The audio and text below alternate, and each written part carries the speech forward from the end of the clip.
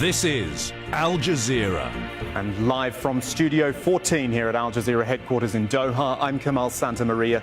Welcome to the newsgrid. The two biggest players in Syria meet in Moscow, and there's a warning of a deteriorating situation in the north of the war-torn country. It is the Russian and Turkish presidents.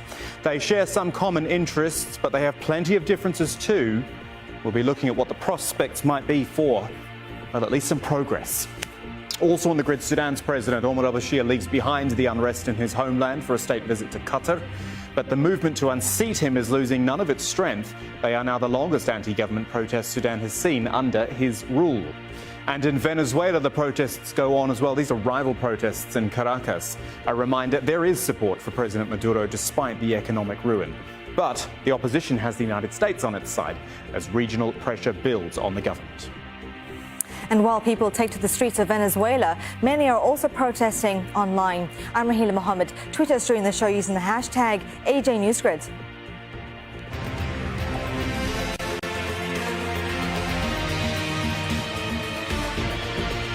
You're with the newsgrid, live on air and streaming online through YouTube, Facebook Live and at aljazeera.com. And if there is a way to definitively end Syria's war, then the presidents of Turkey and Russia, who are meeting right now in Moscow, will have a big say over how it happens. Recep Tayyip Erdogan and Vladimir Putin, they are looking for common ground despite backing opposing sides in this Syrian conflict. Russia's support of Bashar al-Assad's government has allowed for his forces to retake large parts of the country.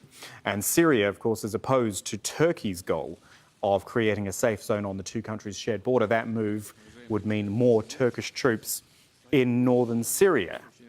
And while they talk in Moscow, there is this, an explosion in the northern Syrian city of Afrin. It happened near the base of a rebel group called Ahrar al-Sharqiya, which is backed by Turkey. At least 3 fighters from that group were killed in this explosion.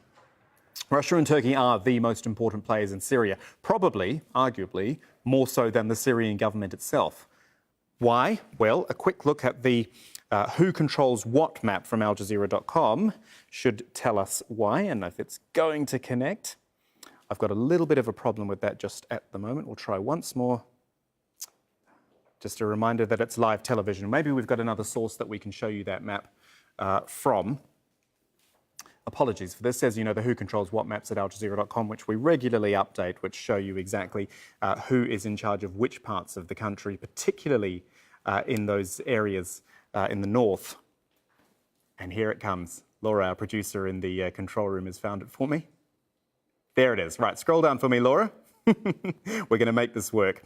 So if we come down and we see the maps, and we're looking at that top corner where you can see blue, yellow and red. Red is all the government areas. So let's scroll down a little bit further again, and we'll come into that area, zoom in on it a bit more.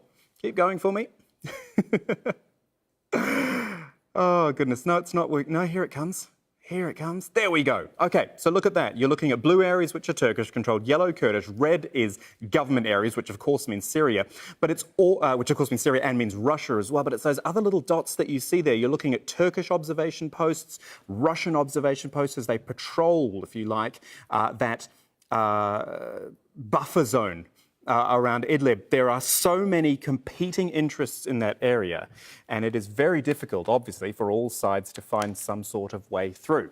Okay, Laura, thank you for that. Let's talk to Rory Challens. Here he is in Moscow for us. Hi, Rory. So I understand the two men are talking now, and they've talked a lot in the past about these sort of things, and you could argue nothing's really been solved. We've had buffer zones, we've had agreements. Is there any idea of what we're actually looking for this time to move things forward? Well, I mean, both these men have their interests, of course, and we're going to have to wait and see what comes out of this meeting before we can definitively call it. Maybe we won't even be able to definitively call it then, because this is work in progress, of course. But we can get an idea about what Russia is making of things at the moment because of some lines that have been coming from the Foreign Ministry this afternoon. Now, the spokeswoman for the Russian Foreign Ministry, Maria Zakharova, has put out two bits of commentary on Syria. The first saying that the situation in Idlib, according to the Russians, is deteriorating. Over the last few weeks, Hayat Tahrir al-Sham, the grouping of rebel fighting forces that is previously was allied to Al-Qaeda and used to be known as Al-Nusra Front. Well, that has taken over most of Idlib now, and this is something that the Russian government is saying they are very concerned about. The Russian government has also commented on the recent attacks inside Syria from the Israeli military and saying that Israeli attacks like this should stop. The arbitrary attacks, as they put it, should stop.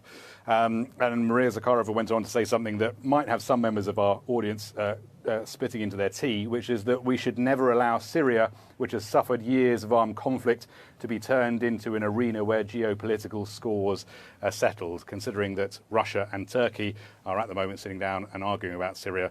That you might be able to take that comment with a pinch of salt, I suppose. OK, thank you, Rory. We're hoping to hear from the two leaders at the top of the hour, 1600 hours GMT. That'll be live on Al Jazeera and more with Rory when that happens. In the meantime, Osama bin Javed in Gaziantep, near that Turkey-Syria border, to tell us more about specifically what has happened there in Afrin today, but also this wider warning, if you like, about this deteriorating situation in Idlib, if it could deteriorate any further. Well, Kamal, Idlib remains the focal point of all that we've seen in the past year. And we've been talking about Syria since 2011, and the conflict has morphed into this very complicated layer cake of proxy wars and competing interests. So these two leaders, as they meet about Idlib, what is on the table is that Russians are considering that they would probably want more control of Idlib, a joint patrol by possibly Russian forces, and in exchange Turkey would get access of no resistance or backing from Russia, Iran-backed forces and Syrian government forces in northern Syria. That is what is the prize for the Turks here. And in that part, on the eastern bank of the Euphrates River, they've captured much of that territory all the way up to Idlib. And in that area, there is a city called Afrin, which they captured from Kurdish fighters, which is now controlled by predominantly Arab fighters called the Free Syrian Army. And that comprises of various brigades. One of them is Ahrar al-Sharqiyya. Their base was attacked. According to some YPG sources, there have been a number of casualties. The Ahrar al-Sharqiyya sources have told us that 3 of their fighters were killed. And this fits into the wider picture of what we've seen in the past couple of weeks inside Syria. President Donald Trump announcing that he'll be pulling out troops, as he unanimously he declared almost all by himself that he is going to be pulling out, and ISIL has been defeated in northern Syria, which was not the case according to his own advisors and people in his own government. Turkey obviously wants this area clear of not just ISIL, but also Kurdish fighters who it sees as terrorists or allies of the United States, who are going towards the Syrian government who is backed by Russia. And that is going to be what these two leaders are going to be discussing. The attacks in particular have happened in not just northern Syria, but also in government-controlled areas as well. So it is all sides on edge, and a situation that is completely not over, and by any means anytime soon. Definitely. OK, Osama bin Javed in Gaziantep, thank you. I got my iPad working. Apparently it wasn't connected to the internet, so that's always going to be a problem. But I do want to show you that map quickly again, a little bit more perspective. As we said, so it's this part of the country we're talking about. This is where it all happens. This is where it all intersects. And when you see here, these are the spots I was mentioning to you. If I just sort of make little green crosses on all of these, first of all, Russian observation posts. So they are surrounding that entire buffer zone, which is loosely through here. But then you've also got, I'll just change the pen again and look at these bluer marks here, Turkish observation posts, obviously closer to their own border. This is why both countries have such an interest.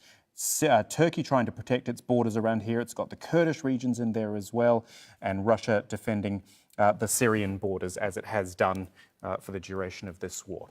Marwan Bishara is our senior political analyst in London to talk. Well, let's go big picture with this first of all. The fact, Marwan, that I'm talking about the presidents of Turkey and Russia, and I'm talking about Turkish observation posts and Russian observation posts in this area, it's not Syria's war, is it? It is these two men who will decide what happens. Absolutely. Despite the fact that your map is incredibly wonderful, Kamal, I think, unfortunately, this will be changing in this year because the Russians are not happy with what happened with those very understandings of Sochi, where the Turks committed to demilitarizing Idlib and much of that area you just shown in the map. While on the other hand, of course, the Turks are not very happy with the way Washington have supported a number of Turkish groups that Turkey consider terrorist organizations that are also on the Turkish border. So I think moving forward in 2019, we're going to see probably a different kind of barter. So here you have the situation. Putin and Erdogan need each other, but that doesn't mean that they agree on everything. Bilaterally, they have had good relations, extending to building nuclear reactor in Turkey, buying Russian defense missile systems, agreeing to nudge the Americans out and allowing the Israelis to bomb the Iranians, at least in the southern part of Syria. So there is a large degree of complicity between the Turkish and the Russian presidents. But that doesn't mean that they see 100% eye to eye on those issues. And I think these kinds of meetings, like the 7 other personal two-way meeting between them the last year, are meant to delineate that division of labor that they need to do in Syria between them.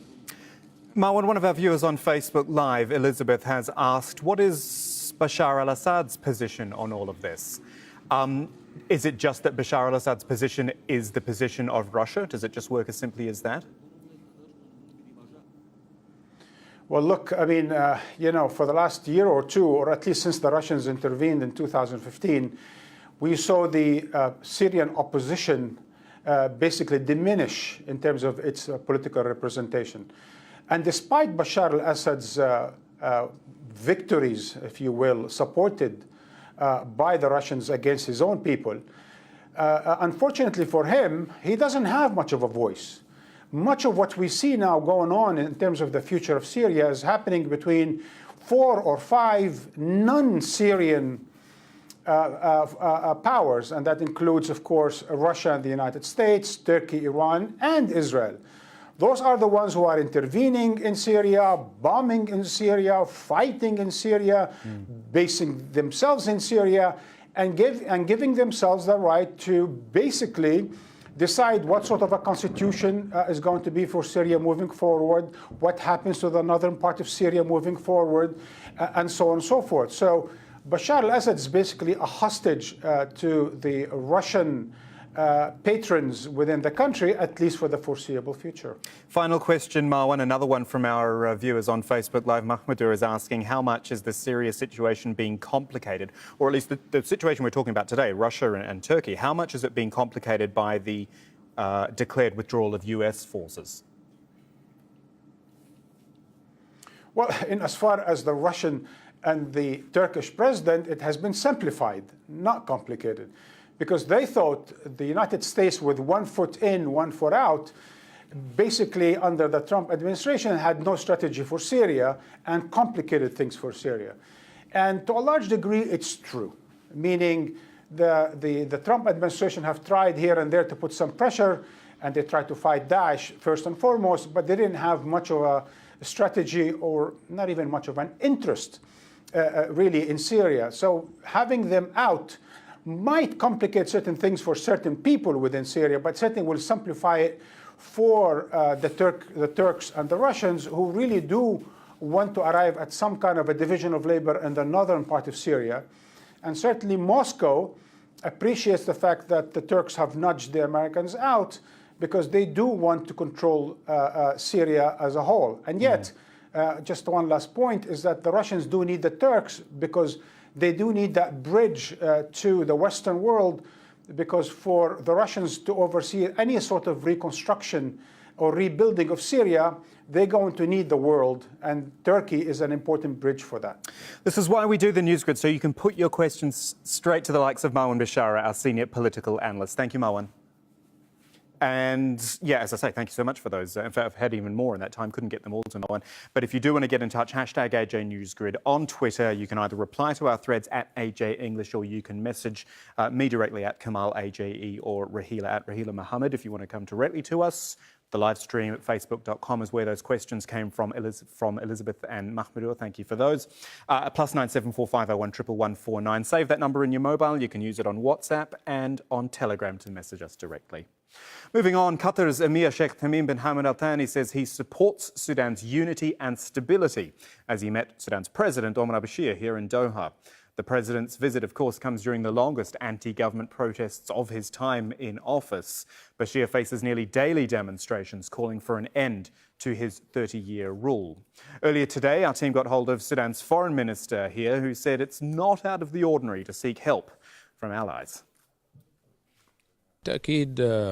It's important to point out that the visit by President Bashir to Qatar came in a much wider and complex context than a passing crisis. Personally, I've been a party in the organization of this visit from an early stage, way before the crisis. Regardless of this, I tell anyone who is wondering about the timing of the visit, it is not extraordinary for one to seek dialogue with friends and brothers when there is a crisis or economic pressures to find solutions to this crisis. More on this state visit from Jamal Al-Shail. He's reporting from the office of Qatar's Emir here in Doha. This is the first foreign trip to be made by President Omar al-Bashir since those protests that have erupted in his country escalated over the past few weeks. The fact that he chose to visit Qatar is telling. Doha and Khartoum have a strong history between them. Doha sponsored and hosted the Darfur peace talks, for example. It's invested or made billions of dollars worth of investments over the years, and often there has been an alignment between Qatar's vision for the region when it comes to significant issues like, for example, Palestine, and that of Sudan as well. Speaking to Aljazeera, the Sudanese foreign minister said that this was, or he described the meeting between President Omar al-Bashir and Sheikh Tamim bin Hamad Al Thani as a brotherly meeting. He said that they would discuss regional issues and that the protests in Sudan were too small of a topic to be the focus of these bilateral discussions. Having said that, however, they are significant protests. They are the longest protests that have taken place since Omar al-Bashir came to power roughly 30 years ago. We are talking about more than 40 people killed, widespread condemnation from around the world as to how the security services and the Sudanese government have treated those protesters. But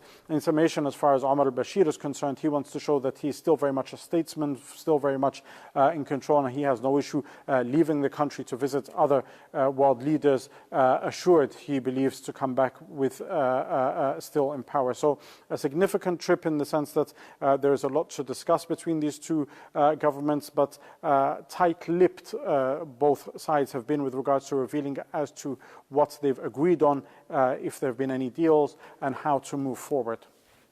Let's think about the protests, though, which, as we say, are ongoing in Sudan, the longest of Omar al-Bashir's reign. Hiba Morgan with more on that from Khartoum. People in Sudan are saying they will not stop demonstrating against President Bashir until he actually steps down. Again, that is something he has repeatedly said that he will not do until elections come in 2020. And even then, there is a chance he might run again.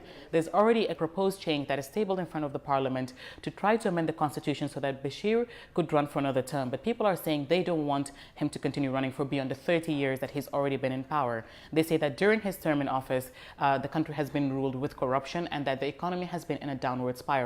Now, the protest started on the 19th of December because of lack of bread in the city of Atbara, but that quickly morphed into calls for the president to step down. The rights groups say at least 40 people have been killed, but the government is disputing that figure. They say the people who have been killed so far is at least 27. There are also concerns about activists being arrested in the protest. The government has said that they've arrested 816 people last week, but then people are saying that opposition groups and other activists are saying that the number could be as high as over 1,000. 1,000 people, many of them with their whereabouts unknown and their health conditions also unknown. People are saying they will not continue, they will not stop demonstrating. There are more protests planned in the coming days. Tomorrow, there is a nationwide protest called by the Sudanese Professional Association, which has been spearheading the calls for the president to step down. Now, people are saying that they're very determined, they're very keen to see the president step down. It's not clear how far this would go, but both sides are very determined. President determined to stay in power and people determined to see him go. With us now, Alex de Vol. He is the Executive Director of the World Peace Foundation at Tufts University. He's authored books on Sudan and South Sudan. He's with us from Boston on Skype. Alex, the juxtaposition here is interesting. Well, it's very stark, at least. President al-Bashir here in Doha, very cordial meetings with the Qatari leadership whilst the unrest goes on. Back in Sudan, do you think his sort of attitude is, well, it will go away eventually, it will peter out, these protests, and then I won't have to deal with it again? I think he's quite worried about these protests. And above all, he's worried about the financial situation that his regime is in, that has given rise to the protests. And without any sort of financial injection, not only into the economy as a whole, but particularly into his own political budget, the money that he needs to keep key members of the political elite and the security services on side, he's going to be deeply imperiled. So he's really come to, first of all, ask for money, but also to send a signal to other powers in the Middle East, the Saudis and the Emiratis, that he's able still to play the politics of the Middle East, still to be on good terms with both sides in that dispute. But, you know, it's well and good getting support from your allies, and if he's going to go to other Gulf countries as well, then that's one side of the story. But as we look at the pictures from Khartoum, all I can think about is that unrest isn't going to go away unless he deals with it directly and makes some concessions, you would think. The fact that these have gone on for a month already is really quite something. Exactly. I mean, so far he has conspicuously failed to respond to the core demands of the protesters. He's tried to discredit them, that hasn't worked. He's used force against them, though it has to be said the security forces have been relatively restrained when we compare what's been going on in the streets of Khartoum and other cities over the last month to the repression of the 2013 uprising, in which more than 200 people were killed in a few days. The police and security forces have not used that level of lethal violence. And that's also a tribute to the protesters themselves. This has been an exemplary case of a non-violent popular mass mobilization that has not given the government and security the pretext for using lethal violence. Right. But correct me if I'm wrong, that this movement, this opposition movement, doesn't have a figurehead or such, or you wouldn't necessarily call it an organised opposition. If they want the president gone, then they need to provide some sort of alternative, no? Well, there is an extraordinarily broad societal consensus across Sudan among young people, and almost all young people have only known President Bashir throughout their lifetimes. You have to be 50 years or older to have voted in a truly free and fair election in Sudan. So you have young people just wanting change. You have a broad array of the professional classes who are demanding an end to corruption, a revitalization of the economy, a liberalization of the political sphere.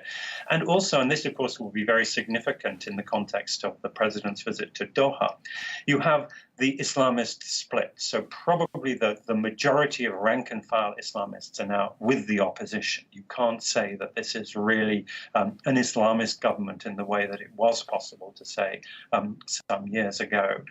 And yes, there may be no single charismatic figure who is leading the opposition, but there's no doubt that there's an array of very capable political leaders ready to put together a government of sorts should President Bashir decide to step aside. Alex de Vol, it's a pleasure talking to you. Thank you so much for your time. It's a pleasure. And can I recommend you have a read of this reporter's notebook from Heber Morgan, who you saw reporting earlier. She opens it very Honestly, I thought by saying, I'll admit at first I didn't expect it to last this long. And then as you read on, you get a really good first-hand account of what it's been like reporting these protests. Sudan's protests, this time it's different. A reporter's notebook, which you will find in the More menu at aljazeera.com. Thank you also Miriam on Facebook Live, who was asking why is the Sudanese president visiting Doha when he should be taking care of the crisis in his country. I think from all of Alex's answers, you should have got a very clear picture of that one. Thank you for that. We've also been looking at developments in Zimbabwe as well, following the protests there against the government. There's a theme here, isn't there? And there has been reaction from neighbouring South Africa on this one. Rahila is looking at what Zimbabweans think about that. That's right, Kamal. Well, South Africa's President Cyril Ramaphosa has called for sanctions on Zimbabwe to be lifted. They still have sanctions that many countries around the world have imposed on them. We've been some of those who've been calling on the world to relax the sanctions or lift the sanctions altogether so that Zimbabwe can begin to operate in an economic manner with the capabilities that it has. They are currently facing serious economic challenges, and they can be assisted by the world if those sanctions are lifted. Well, Ramaphosa went on to say the two countries are discussing measures including a bailout package to address the economic crisis there. Well, Zimbabwe's government has been accused of a brutal crackdown during protests over a rise in fuel prices. The country's Human Rights Commission accuses the security forces of systematic torture. The US, the UK, European Union and other states have imposed sanctions against Zimbabwe over rights abuses during former President Robert Mugabe's time in office. And online, there's been sharp criticism of the South African president's comments with accusations that he's out of touch. He speaks of sanctions, but nothing about corruption. He says nothing about the black-on-black violence that's going on in Zimbabwe right now. He speaks of a bailout package with no conditions. No conditions, no economic reforms required, no... What about the human rights violations, Mr. Ramaphosa? What do you stand for? Because right now you look like you are just part of that Sadc brotherhood who are only interested in benefiting from the system. Our society remains dysfunctional, and all you people are concerned about is being able to control the people and to benefit from the resources.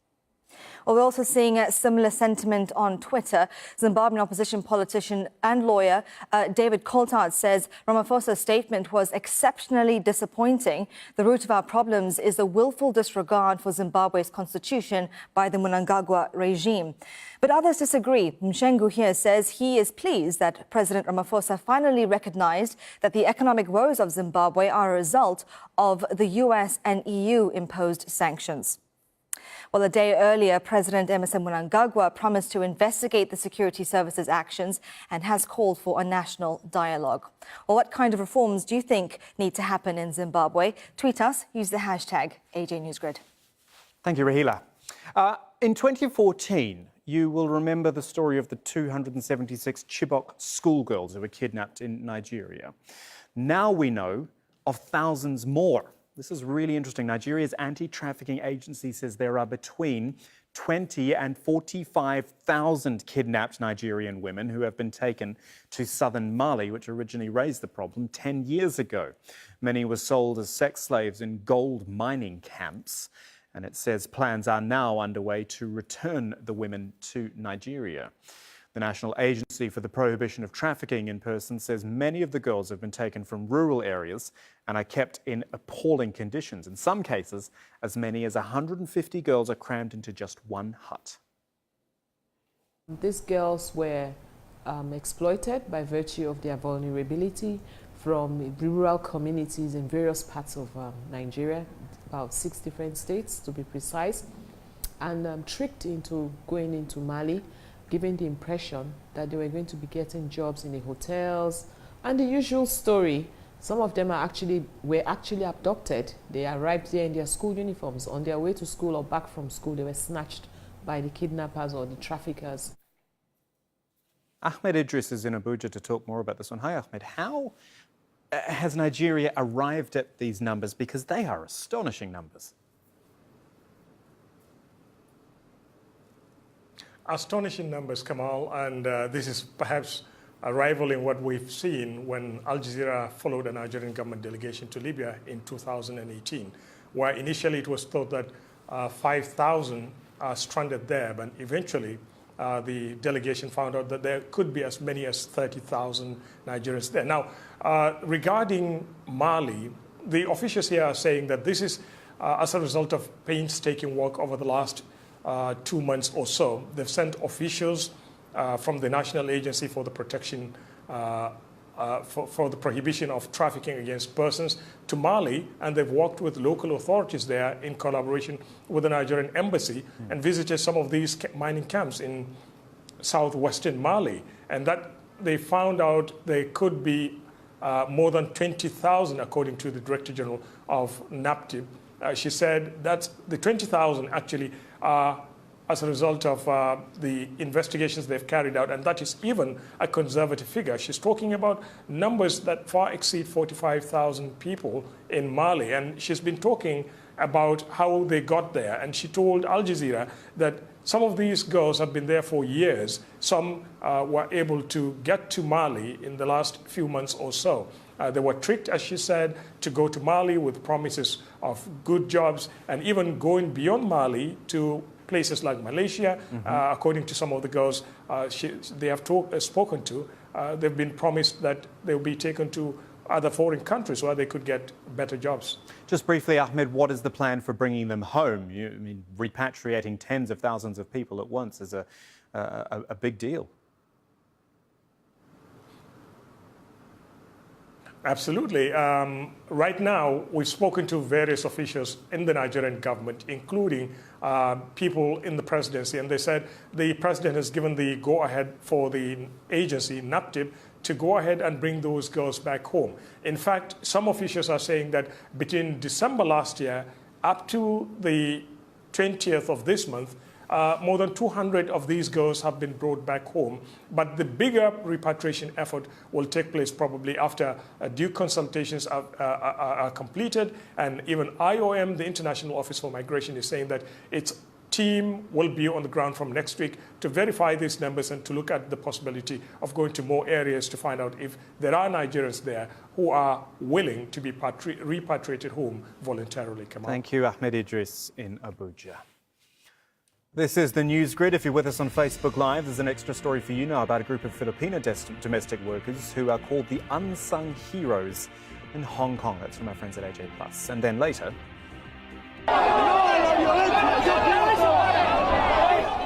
Believe it or not, this is taxi drivers in Madrid facing off against riot police during a so-called anti-Uber strike.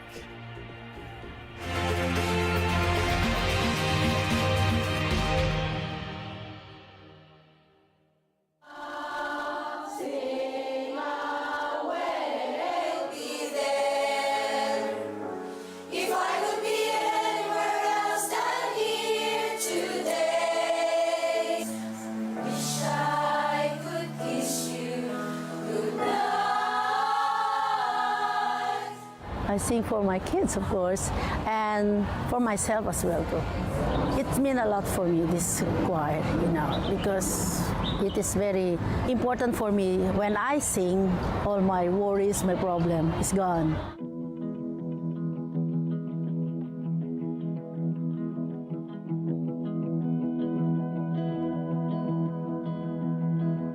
I did this because I love them. Being away with them is really a big sacrifice. I'm very proud, of course.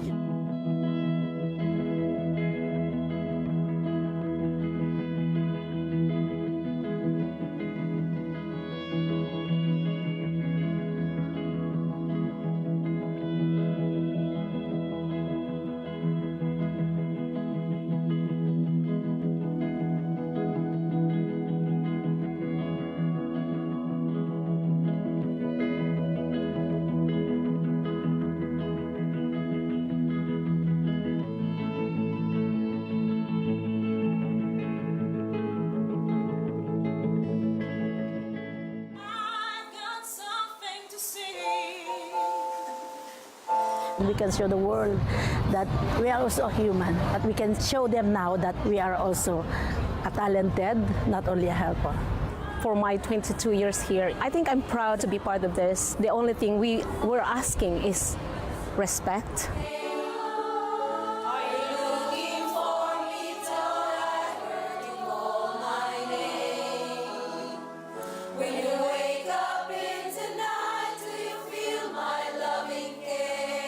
they've been empowered, they have been recognised, and they feel really worthy. I have a chance to tell their stories.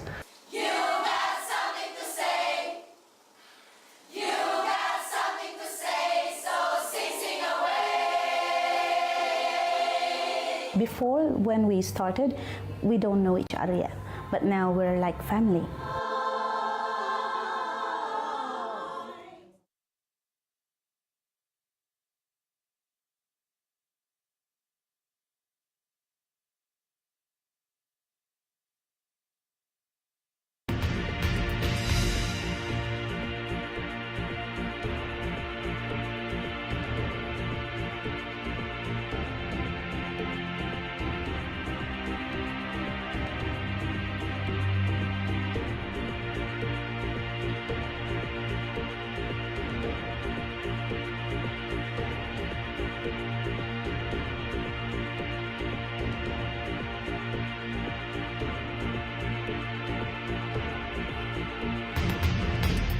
The headlines from Aljazeera.com and what's trending. More on one of our top stories yesterday, the Taliban US talks going on here in Doha. What to expect from the Putin-Erdogan meeting on Syria. We heard Rory Challen's talking about it earlier, and in about 25 minutes' time, top of the hour, 1600 hours GMT, we are hoping for a news conference from Moscow with the two leaders. We'll bring you that live on Al Jazeera when it happens. That's what's trending this Wednesday. Meanwhile, it's day 2 of the World Economic Forum's annual meeting in Davos. We've had the German Chancellor, Angela Merkel, making her speech and making a plea for international cooperation and compromise to combat global problems.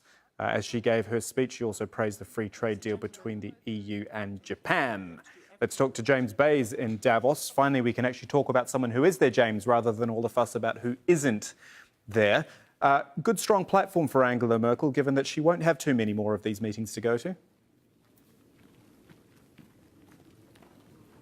No, of course, she's now in her last term as the German Chancellor. She's no longer the head of her party, but a pretty consistent message that you would have expected at any time, I think, during her leadership from the German Chancellor, making it clear that the international system, the international order, is the way to solve the world's problems. Of course, she's speaking as the tide of nationalism and populism is existing in the world. 24 hours earlier, Mike Pompeo, who's not here in Davos, was being beamed in by video conference, saying that the way to look after individuals' countries' interests was their own leaders to take charge, and they had a much better idea of what was in the national interest than any international organisation. Angela Merkel saying, no, many of the problems that we confront, like climate change, for example, they are global problems and they need global solutions with everyone working together. We've also heard from Shinzo Abe, the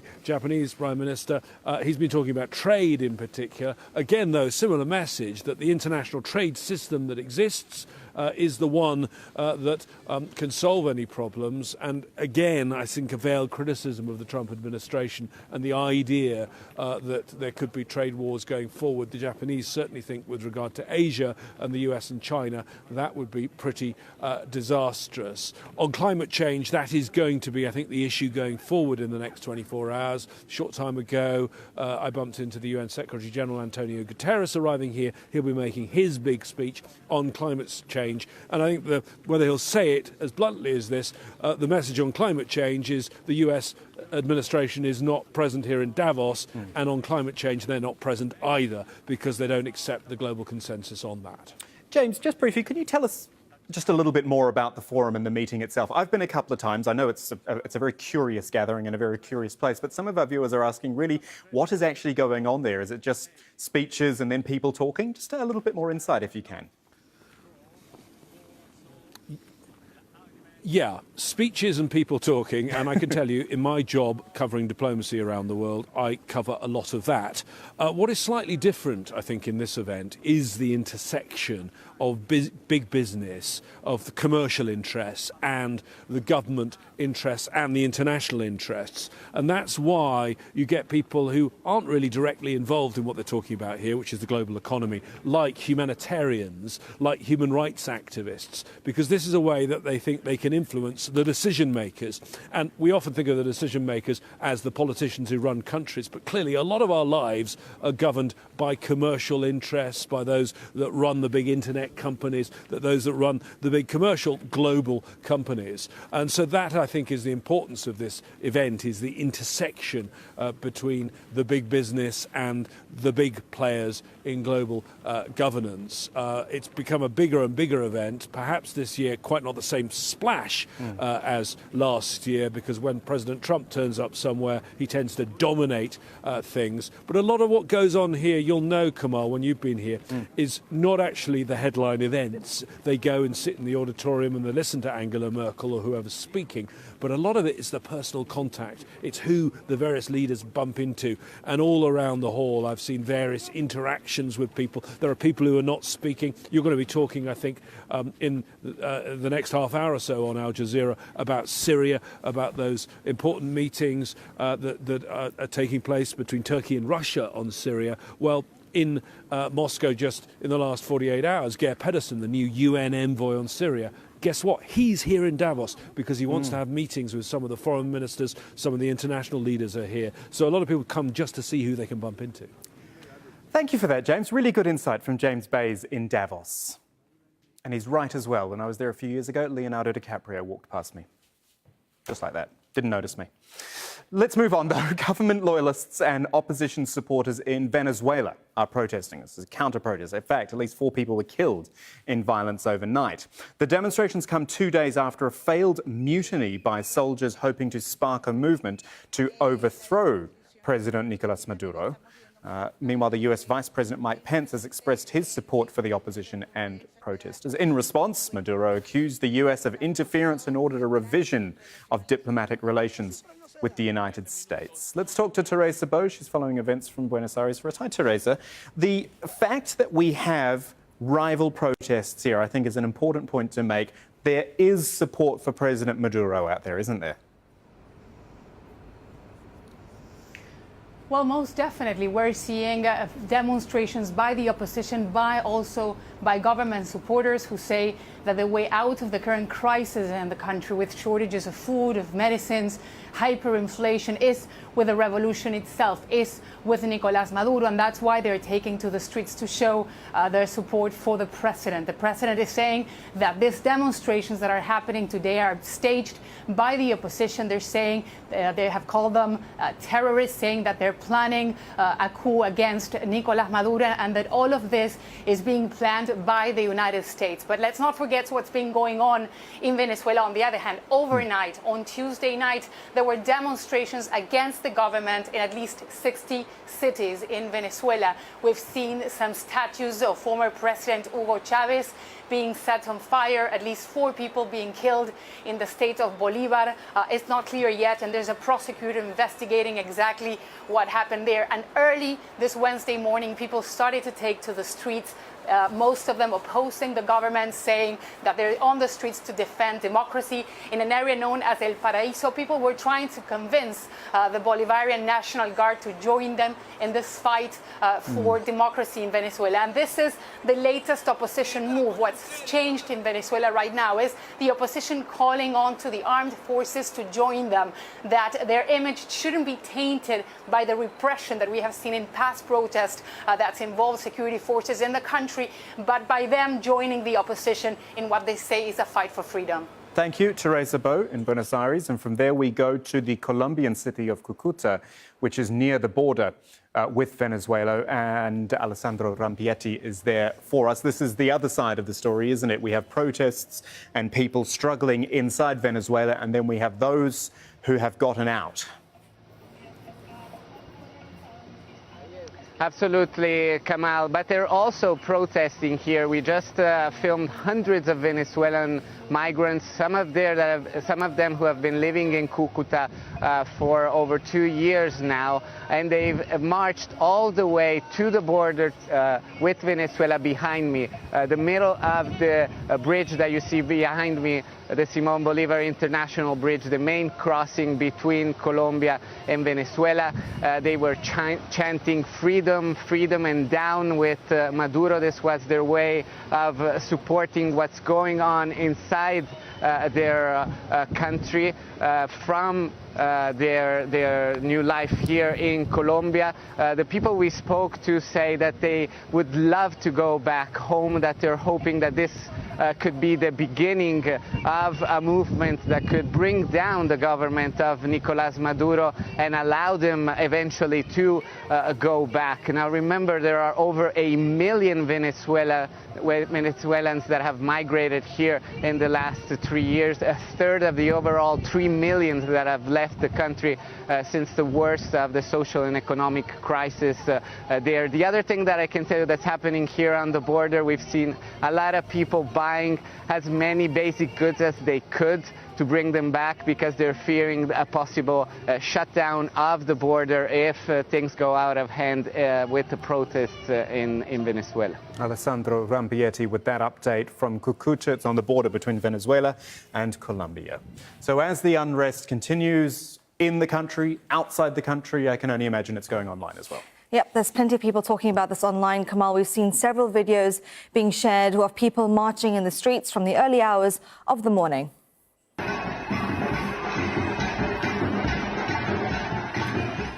And there have been rallies in a number of cities calling on President Maduro to step down.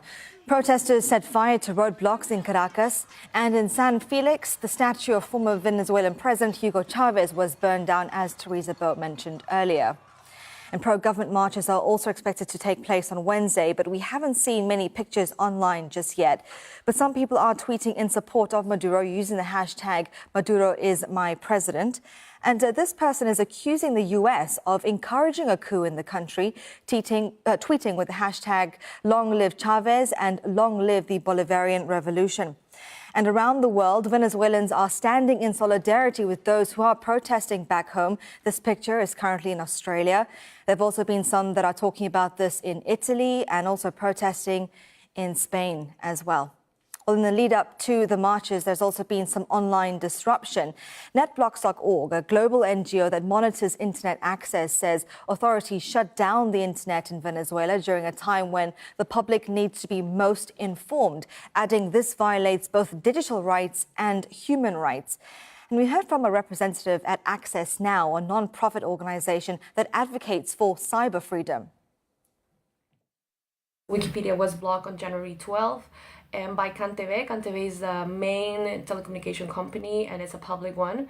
This Monday, we have Twitter and Instagram also blocked by CanTV again.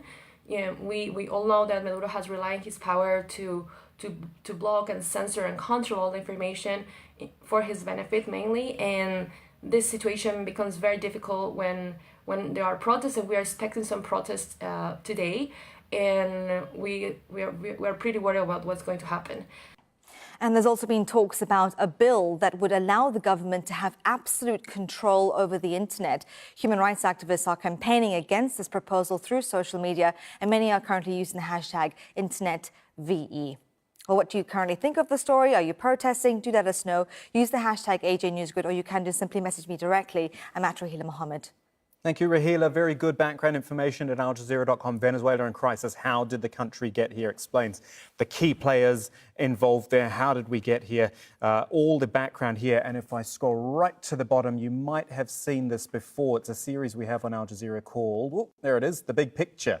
Very in-depth interview series with a panel discussion. The Battle of Venezuela is well worth your watch if you want to try to understand more about why this is happening. So that's at Aljazeera.com. Venezuela in crisis. Miriam has asked, why is the United States trying to get involved in all of this? We saw that message from Mike Pence. I think the short story really is that they see an opportunity here. Relations between the United States and Venezuela have not been strong for a long time. There's been expulsion of diplomats from both countries. And here is an opposition movement, which perhaps the US thinks it can back to actually remove Maduro from power. They do not see Maduro as a legitimate president, as do a lot of countries. Remember that so-called Lima group of South American countries and Canada. All of them have an issue with Nicolás Maduro. Now, once again, for the crew watching on Facebook Live, you're going to see a clip from the final speech delivered by the late Reverend Dr. Martin Luther King Jr. It was MLK Day in the US just a couple of days ago. And then Andy is here with the day's sport, telling us why this commercial featuring two Japanese tennis stars has turned into a double fault.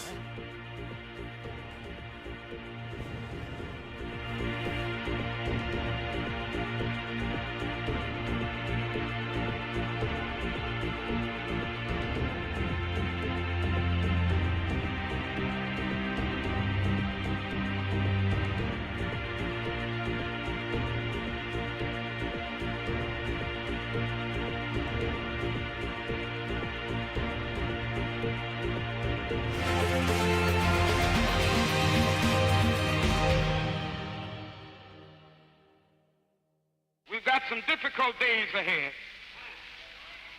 But it really doesn't matter with me now, because I've been to the mountaintop. I don't mind. Like anybody, I would like to live a long life. Longevity has its place. But I'm not concerned about that now. I just want to do God's will. And he's allowed me to go up to the mountain. And I've looked over, and I've seen the promised land. I may not get there with you, but I want you to know tonight that we as a people will get to the promised land.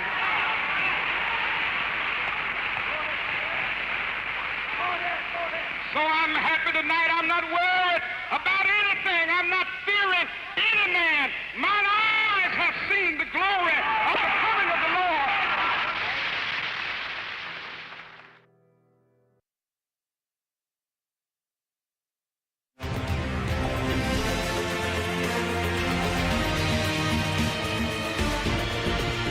And he's here to talk sport. The Japanese, was she Japanese, Haitian, American? Half Japanese, half Haitian, dual nationality. Yeah, but she was with Serena Williams, now out of the Australian Open. The young star who beat her, Naomi Osaka, at last year's US Open, once again moving centre stage. Osaka is into the semi-finals, closing in on a second straight major title. Osaka is the first Japanese player to lift a Grand Slam trophy, and the 21-year-old has the chance to become world #1 after this tournament. This is something that I've been working on a lot, which is like trying to get deeper in tournaments more consistently, and I think I've been able to do that. But yeah, I mean, for me right now, I just try to keep looking forward, so I'm not really satisfied. Like, I am happy that I'm here, but at the same time, I want to keep going. There's more matches to win. Well, not surprisingly, Osaka has numerous sponsors, and this is a new ad starring an anime version of her and compatriot Kai Nishikori. But you'd be forgiven for not recognising Osaka in particular. It's made by Nissin, a Japanese instant noodle brand, and has provoked huge online criticism for seemingly whitewashing her features. Osaka, who's half Haitian, looks to have been given pale skin, wavy brown hair and Caucasian facial features. Well, this from filmmaker Daryl Wharton-Rigby, who's based in Tokyo. Damn, Nissan, you blew this. You had an opportunity to change the game like she has. This doesn't look anything like Naomi Osaka. Bae McNeil is a writer who's lived in Japan for more than a decade. Sorry, Nissan, but Naomi Osaka has not bleached her skin nor had her nose done. And as for that hair, well, Nissan have issued an apology about the depiction, saying there's no intention of whitewashing, but we accept that we are not sensitive enough and will pay more attention to the diversity issue in the future. Osaka herself, well, she's made no comment about the ad, but interestingly, was more than happy to retweet this slightly more natural image of her that appeared on the cover of Time magazine earlier on this month. While Iraq's footballers would welcome just a small percentage of this sort of attention and revenue that Osaka generates, the national team's run at the Asian Cup has just come to an end, and Iraqi players will now be focusing their efforts on trying to qualify for the 2022 World Cup. Rob Matheson reports from Baghdad on the many obstacles that lie ahead. The family of 18-year-old Mohamed Ali sometimes have to turn on the television if they want to know what he's doing. Mohamed, known to football fans as Mimi, is already a star player with Iraq's national team. Mimi's performance is outstanding so far. He's the pride of the Iraqi national football team. Iraqi football has constantly had brilliant stars in the past as well as in the present, and it will in the future too. This is the Abu Baba Football School. Training camps like this are hoping to produce that next generation of Iraqi stars. Mimi came here when he was only 6 years old.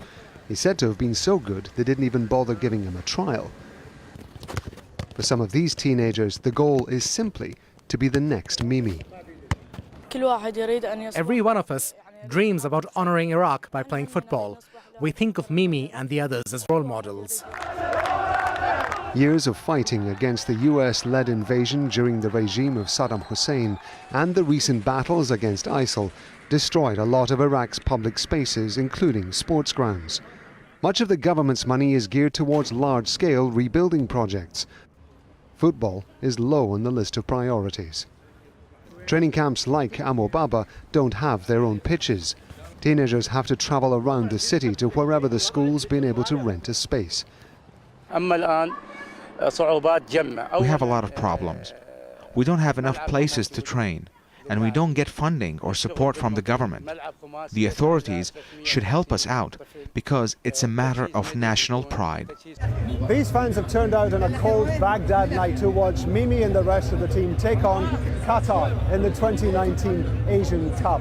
There's no question that they're proud of their team's successes, but some are also saying that Iraq has to invest more in football to build on the achievements of players like Mimi. We're asking the government to pour more money into Iraq's football. It would boost our national pride even more and create more players like Mimi. Iraqi football deserves more because it brings people together and unites them. Meanwhile, Iraq's next generation of football stars train where and when they can, dreaming that one day excited fans could be watching them playing football on TV, just like Mimi.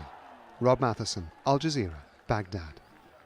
And let's just take a quick look at a video doing the rounds on Twitter today, reminding us all about the progress of Usain Bolt's football career. The 8-time Olympic sprint champion chasing after a Manchester United shirt that's the club he's always dreamt of playing for, but instead he's setting the world record for the quickest football career. Sorry to report the dream has died for Bolt. After retiring from athletics in 2017, the Jamaican did go on trial with several clubs, including Borussia Dortmund there. He actually turned down a contract with Central Coast Mariners in Australia and with a team in Malta, but he's decided to call it a day. Will now be focusing on his business interests. There will be plenty more sports in the 1800 GMT News Hour. If you want to get in touch with me, I'm on @AndyR_sport, or you can use the hashtag #AJNewsgrid. But for now, I'll hand you back to Kamal. Thank you, Mr. Richardson. Much appreciated. And if you want to get in touch with us on the Newsgrid team, many platforms to do it on, not just Twitter. As Andy was saying, hashtag #AJNewsgrid, Twitter, Facebook and WhatsApp. Remember, if you use Telegram as well, you can subscribe to our Telegram channel with that same phone number, and we'll be sending content out to you there. Thanks for joining us. We'll see you back here again, Studio 14, 1500 hours GMT tomorrow, Thursday.